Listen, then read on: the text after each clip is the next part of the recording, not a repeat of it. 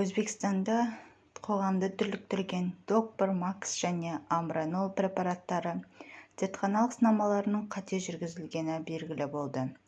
Өзбекстан мемлекеттік қауіпсіздік қызметінің хабарлауынша, Докпар Макс және Амбранол препараттары белгіленген тәртіпте зертханалық тексеруден өтпеген. Курамакс Медикал әкелген бұл дәрілер дәрілік заттарды стандарттау ғылыми орталығынан зертханалық тексеруден өтіп, сәйкестік сертификаттары берілген.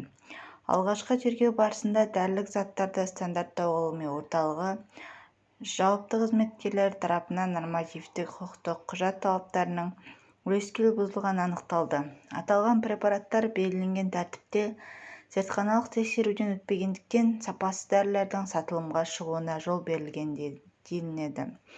Қылмыстық іс аясында күдікті ретінде Курамакс Медикалдың 2 басшысы мен дәрілік заттарды стандарттау ғылыми орталығының 2 жауапты қызметкері тергеу изоляторына қамалған. Бұған дейін Докпар Макс және Амбранол препараттарының Өзбекстан аумағында сатылуына тыйым салынған болатын.